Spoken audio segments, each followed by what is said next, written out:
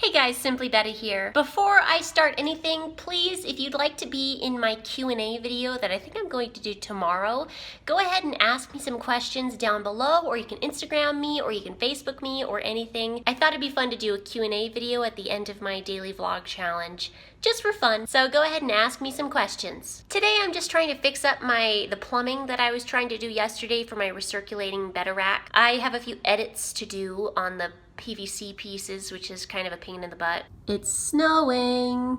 I have an import order coming really soon, guys.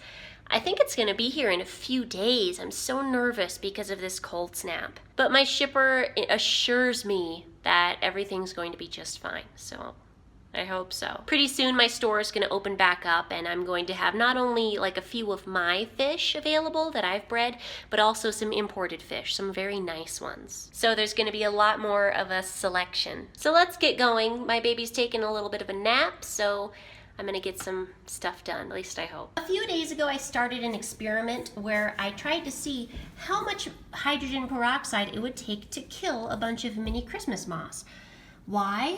Well, I sprayed a bunch of my moss in a project tank of mine with hydrogen peroxide, trying to kill some black beard algae, and instead of killing the black beard algae, it killed all of my mini Christmas moths. It was horrible. So this little experiment is to try to get some numbers, so maybe someone out there who's considering spraying their mini Christmas moths with hydrogen peroxide will see what happens. This is the control moss. This moss got no hydrogen peroxide and it looks pretty good. This moss, this water's really cloudy, got a straight treatment spraying on hydrogen peroxide, and the heck, this looks good too. I don't see a difference, guys. These two clumps were treated with a solution of hydrogen peroxide in different doses. They look okay to me. So why didn't this moss die? I sprayed it with straight hydrogen peroxide and I just let it sit there for a bit. If that's the case, then why did it kill all of my mini Christmas moths when I sprayed it before? It looks the same to me. So maybe this doesn't really show anything at all. So then why on earth did I kill all of my mini Christmas moths months ago? So maybe it's inconclusive, I don't know. I'm going to be doing some photography today of some fish. I really need to get some photography done. I haven't done for a while, but if I want to open up my store soon, I need to have some good images of the fish that I'm going to provide. And I'm also going to have some products that I will be hopefully photographing tonight that I'll be offering on my website, like Indian almond leaves, and also some live food cultures, maybe some plants even. So I'm going to be waiting until tonight, not only because it's easier for me to take pictures in the dark, because it's less reflective, but also because my toddler will be sleeping.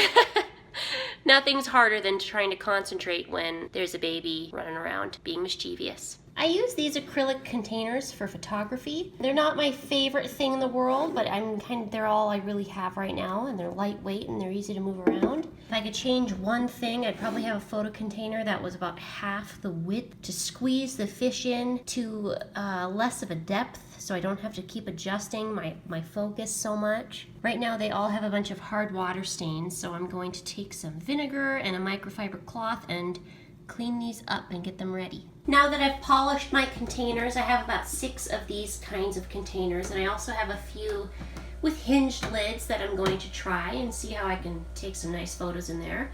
It's time to get some fish in. Now to handle these containers when they have the fish in them, I'm using gloves because I don't want to get my fingerprints on the outside of the glass and then have to polish the outside with the fish in there, because that can stress them out. I don't want that, so it's gloves time. This is the light box I'm going to be using to try to photograph. I admit I'm not a photography expert. This is just how I do it. If you have any better ways of using a light box, just let me know.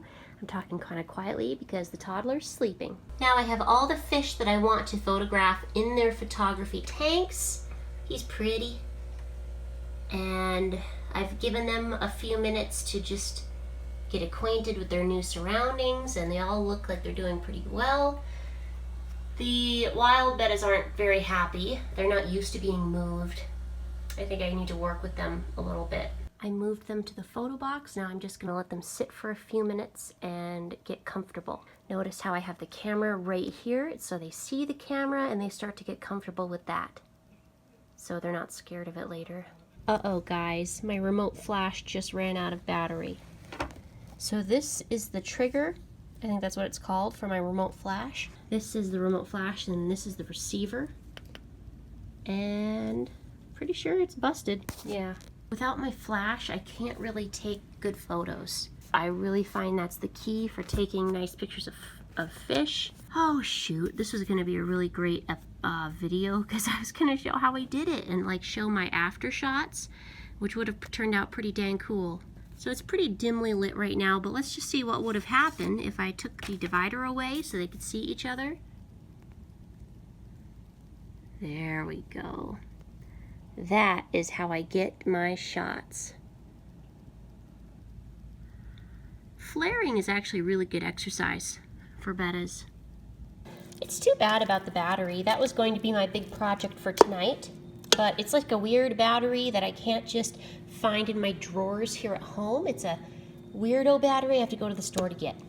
So instead of cool photography, I'm gonna make some gross microworm cultures and show you guys how I do it. Step one, I make a big batch of oatmeal and then I let it cool down. It's pretty hot right now, so I'm gonna let it sit for a bit to room temperature. Here are a few containers with some oatmeal in it. Notice how the sides are nice and clean. I wiped those down. This is what a mature microworm culture looks like. It's not unhealthy yet, but it's getting a little old.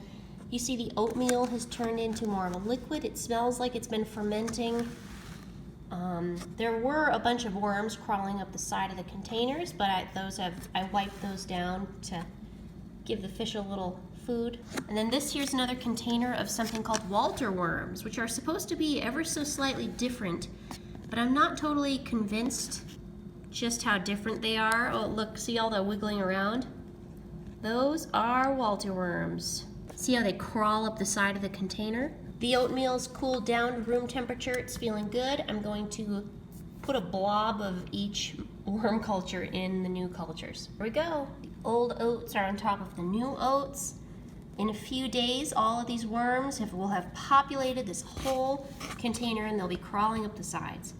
I'll also give these cultures a tiny sprinkle of yeast to act as a quicker food source for the worms. It's important to add air holes into the lids. You gotta make sure these guys can get air. And also it's important to date when you actually make your cultures. It's easy to forget and then they go for too long and they crash. Some of my great viewers have suggested that I should get a Dremel tool to help me cut pieces that I need out of PVC, and I hadn't really considered that, but I'm going to go to my hardware rental store that's pretty close by and rent myself a Dremel tomorrow. Otherwise, I'm just gonna spend hours and hours cutting holes out of PVC with just like a hole saw and then a little hand saw, which is gonna be a pain in the butt. I could do it. Do I want to? No. Thanks for watching, guys. I'm kind of bummed out that I couldn't get any photography done because that would have been fun to do and fun to show. Thanks for watching, guys. Have a great day, and I'll see you tomorrow.